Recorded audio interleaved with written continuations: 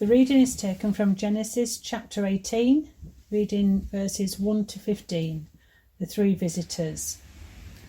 The Lord appeared to Abraham near the great trees of Mamre, while he was sitting at the entrance to his tent in the heat of the day. Abraham looked up and saw three men standing nearby. When he saw them, he hurried from the entrance of his tent to meet them and bowed low to the ground. He said, "If I have found favour in your eyes, my Lord, do not pass your servant by. Let a little water be brought, and then you may all wash your feet and rest under this tree. Let me get you something to eat, so you can be refreshed and then go on your way, now that you have come to your servant." "Very well," they answered, "do as you say." So Abraham hurried to the tent to Sarah. "Quick," he said, "get 3 seahs of the finest flour and knead it and bake some bread." Then he ran to the herd and selected a choice, tender calf and gave it to a servant who hurried to prepare it. He then brought some curds and milk and the calf that had been prepared and set those before them. While they ate, he stood near them under the tree. "Where is your wife Sarah?" they asked him. "There in the tent," he said.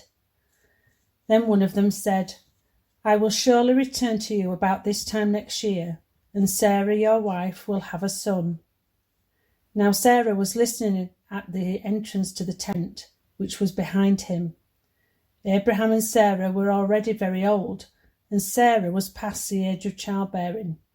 So Sarah laughed to herself as she thought, "After I am worn out and my Lord is old, will I now have this pleasure?"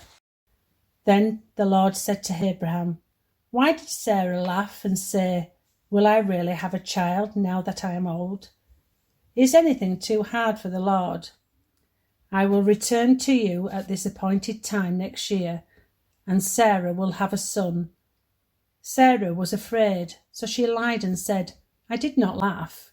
But he said, "Yes, you did laugh." This is the word of the Lord. Thanks be to God.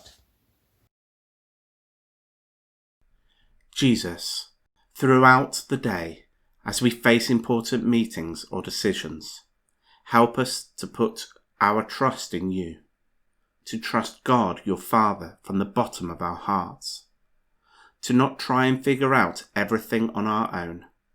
Help us to listen for his voice in everything we do and everywhere we go, sure in the knowledge he's the one who will keep us on track, and that he alone knows the entire plan for our lives. Amen.